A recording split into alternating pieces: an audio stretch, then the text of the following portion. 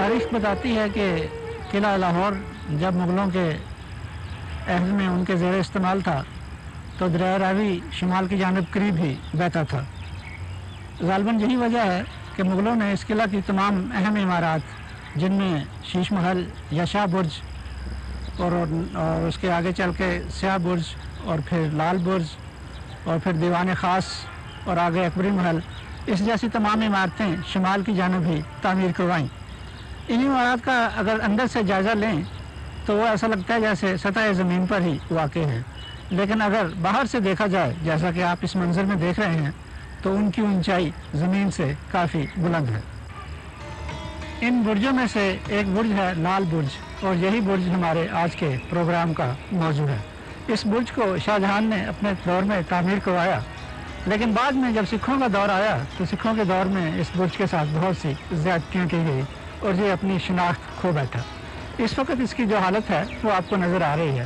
پہلی دو منازل اس جانب سے تو پہلی دو منزلیں بنتی ہیں، لیکن اندر جا کر تیسری منزل سے ہی اس کا گراؤنڈ فلور شروع ہوتا ہے اور اس کے اوپر 3 منازل ہیں۔ سب سے آخری منزل آج بھی منہدم ہے اور وہ اپنی برباد شدہ حالت میں آپ کو سب سے اوپر نظر آ رہی ہے۔ شمال کی جانب قلعہ کی فصیل ہے، جس میں اندر کی جانب آپ کو چند سیڑھیاں، بہت سے جھروکے اور بندوقیں اور توپیں رکھنے کے چھوٹے چھوٹے در نظر آ رہے ہیں۔ جنوب کی جانب دیوان خاص کا صحن، باغ اور آگے چل کر شاہ جہانی خوابگاہ واقع ہے۔ مشرق میں جو ایک 5 دروں والی سنگ مرمر کی عمارت آپ کو نظر آ رہی ہے، یہ دیوان خاص کی عرضگاہ ہے۔ اس سے آگے آپ کو ایک باہر کو نکلی ہوئی سرخ پتھر سے بنی عمارت، جس کے اوپر ایک میناردار ٹوپی ہے، وہ نظر آ رہی ہے۔ یہ جہانگیری دور کی عمارت ہے اور بطور خوابگاہ استعمال ہوتی تھی۔ آگے چل کر آپ کو ایک اور فلیٹ عمارت نظر آ رہی ہے، اس کو جہانگیری خوابگاہ کہتے ہیں، جبکہ اس کے آگے ٹریجری کی عمارت اور پھر اس قلعے کا وہ حصہ ہے جو اکبری دور سے وابستہ ہے۔ مغرب کی جانب سب سے پہلے ہمیں خلوت خانہ نظر آ رہا ہے، جس کی کماندار چھت بہت واضح ہے۔ اس سے آگے سیاہ برج کی عمارت ہے جو کافی حد تک لال برج کی عمارت سے مشابہت رکھتی ہے، اور پھر سب سے آخر میں شیش محل کی وہ خوبصورت عمارت ہے جو قلعہ کی تمام عمارتوں پر حاوی ہے۔ اس کے اوپر جو گنبد نما کمرہ ہے وہ رنجیت سنگھ کے زمانے میں تعمیر ہوا۔ برج کا لفظ تھوڑی سی وضاحت چاہتا ہے، کیونکہ برج کا نہ تو مطلب یہ ہے کہ یہ ایک مینارٹ ہے اور نہ ہی اس کا مطلب یہ ہے کہ یہ ایک ٹاور ہے، اور اکثر آپ نے یہ ضرب المثل سنے ہوگے کہ اونچے برج لاہور دے۔ اس سے مراد بالکل یہ نہیں کہ یہاں اونچے اونچے گنبد یا مینار یا ایسے ٹاور تھے، بلکہ برج سے مراد وہ عمارت ہے جو ذرا ایلیویٹڈ ہو اور اونچائی پر واقع ہو۔ اب اس قلعہ میں ایسے بہت سے برج واقع ہیں، اور دلچسپ بات یہ ہے کہ یہ تمام کے تمام برج شمالی سمت میں ہیں۔ اس کی ایک خاص وجہ ہے، وہ وجہ یہ تھی کہ شمال کی جانب ہی کبھی دریائے راوی بہتا تھا، اور اس طرف سے جو ٹھنڈی ہوا آتی وہ شمالی برجوں کو سب سے پہلے متاثر کرتی۔ یہی وجہ ہے کہ شیش محل اور اس کے بعد 8 درہ اور پھر عرضگاہ اور پھر لال برج اور سیاہ برج اور پھر آگے جہانگیری کوارٹرینگل تمام کے تمام اسی جانب واقع ہیں۔ آئیے آپ اس برج کا اندر سے مطالعہ کرتے ہیں۔ اندر سے یہ جیسا کہ باہر سے بھی نمایاں ہے، ایک خشت پہلو عمارت ہے۔ یہ فرش جو آپ دیکھ رہے ہیں، اندر تو یہ گراؤنڈ فلور ہے، لیکن باہر سے یہ دوسری منزل کا چھت تھا۔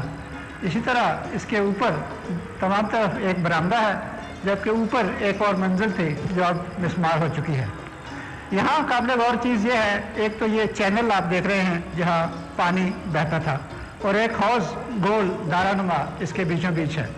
کہتے ہیں کہ اس کے مغرب کی جانب دیواروں کے اوپر ایک بہت بڑا پانی کا ٹینک تھا، اور اس عمارت کو جو پانی سپلائی ہوتا تھا وہ اسی ٹینک سے سپلائی ہوتا تھا۔ اس عمارت کی ایک اور قابل دید چیز یہ ہے، وہ ہے اس کا گنبد، جس کے ہر 8 پہلوؤں میں ایک ایک روشن دان ہے، وہ چند ایک بند ہو چکے ہیں۔ آئیے ان کا بھی ایک جائزہ لیں اور پھر اس کا گنبد نما چھت دیکھیں جو اوپر سے فلیٹ تھا۔ لال برج کی اس منزل کے 3 اطراف پہ ایک 2 منزلہ برآمدہ ہے۔ یہ برآمدہ شمال کی جانب، شمال مشرق کی جانب اور شمال جنوب کی جانب ہے۔ شمال کی جانب جو اس کا حصہ ہے اس میں 3 در یا 3 اوپننگز ہیں، جبکہ باقی 2 اطراف میں صرف ایک اوپننگ ہے۔ ان اوپننگز کی دونوں جانب آپ کو بریکٹس نظر آتی ہیں جو بالکل برڈز بیک ٹائپ بریکٹس ہیں۔ یہ بریکٹس بڑی منفرد قسم کی بریکٹس ہیں۔ منفرد اس لیے कि इनका नाम ही बड़ा कॉम्प्लिकेटेड सा है। इन्हें हम कपल्ड 2 स्टोरी ट्रांसवर्स ब्रैकेट्स कहते हैं। कपल्ड इसलिए कि ये अगर आप देखें तो ये 2 ब्रैकेट्स इकट्ठी चल रही हैं। 2 स्टोरी इसलिए कि इन ब्रैकेट्स की 2 मनाजिल वाज़ेह तौर पे नज़र आती हैं और हर 2 मनाजिल के नीचे छोटे छोटे 2 झूमर बने हुए हैं। ट्रांसवर्स इस तरह कि जब ये ब्रैकेट अपने इख्तिताम को पहुंचती हैं तो फिर हर ब्रैकेट में से 2 ब्रैकेटें दाएं और बाएं जानिब निकलती हैं। फिर इन तमाम ब्रैकेट्स के ऊपर एक हमवार छज्जा रेस्ट करता है। ये छज्जा बिल्कुल इस तरह बनाया गया है जिस तरह बस्ती गेट की हमवार छत थी।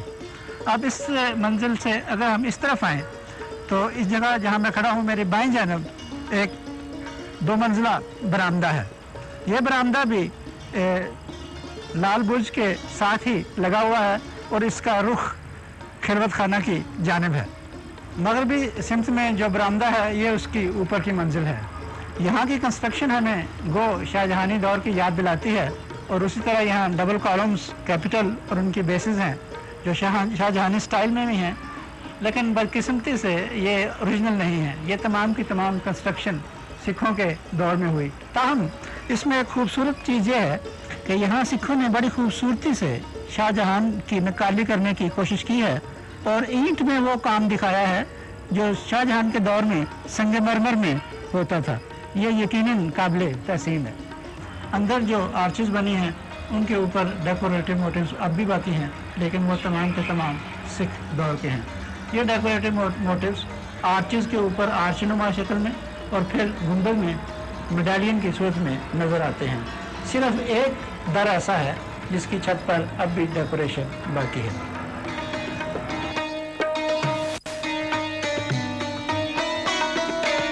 अंदर की जानब सिर्फ 2 कोनों में इस किस्म के आदमी के साइज से बड़े आलकोव्स हैं।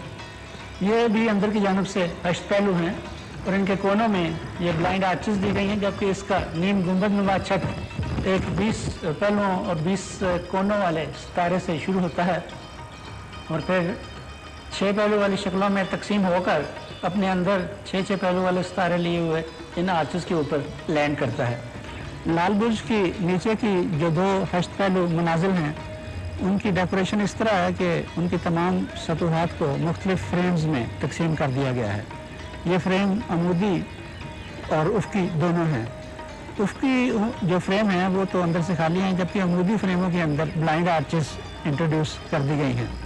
फिर इन ब्लाइंड आर्चेस के अंदर आपको बहुत से सुराख, जो एक सुराख या 2 सुराख हैं, वो नज़र आ रहे हैं। ये छोटे छोटे झरोके मुगलों के यहाँ ये रिवाज था कि वो फसील में ऐसे झरोके अक्सर बना देते थे ताकि फाख्ताएँ, कबूतर, कोयल और दूसरे ऐसे जानवर इनमें अपने घोंसले बना सकें। ये मुग़ल आर्किटेक्चर का एक अहम पहलू है। पहली मंजिल के इख्तिताम पे जो बॉर्डर है उसमें 2 एलिमेंट्स ज़्यादा नज़र आते हैं। एक तो छोटे छोटे क्रॉस मिलाकर जालियाँ तरतीब दी गई हैं, ये तमाम की तमाम टेराकोटा से बनाई गई हैं। दूसरे वो डिज़ाइन जो सिर्फ हॉरिजॉन्टल और वर्टिकल डिज़ाइनों से बने हैं और उनमें सफास्तिका का पहलू काफ़ी नुमाया है। निचले बरामदे के नीचे आपको एक तवील बैंड नज़र आ रहा है जिसे हम तकनीकी तौर पर फ्रीज कहते हैं। ये तमाम का तमाम बैंड किला के गिरदा गिर्द घूम गया है और ये भी काशीकारी के काम से मुज़य्यन है और उसमें नीला और जर्द रंग ज़्यादा अहम है। इसमें 2 मोटिव्स साफ नज़र आते हैं। एक मोटिव वो है जो पंखड़ी नुमा है, जैसे 3 किसी पंखे की पंखड़ियाँ हों। यह दरअसल 9 पहलुओं वाली एक शक्ल है। इस शक्ल के माबाइन एक सितारा नुमा कंस्ट्रक्शन है या डेकोरेटिव मोटिव है जिसके 6 पहलू हैं। तमाम की तमाम बैंड इन दोनों यानी सितारों और पंखड़ियों से बना दी गई है। मुग़लों ने अपने ज़माने में जो किले तामीर करवाए उन किलों में बहुत से महल्लात भी बनवाए। इन महल्लात में जो एक नाम ख़ास तौर पर आता है वो है हवा महल का नाम।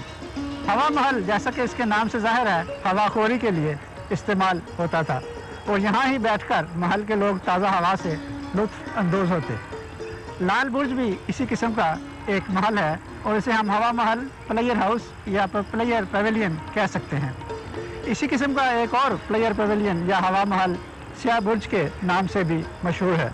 उस पेवेलियन को आप यूँ ही समझिए कि जैसे इसी पेवेलियन का एक अक्स है, लिहाजा उस पे तफसील से जाना मेरे ख्याल में किसी फ़ायदे का बायस ना होगा। اس پیویلین کے بارے میں جہاں تک ممکن تھا ہم نے آپ کو بتایا، اور اس سمر پیویلین کے جو فائدے اس محل کو تھے وہ بھی آپ کو میں نے بتائے۔ امید ہے کہ یہ پروگرام آپ کو پسند آیا ہوگا۔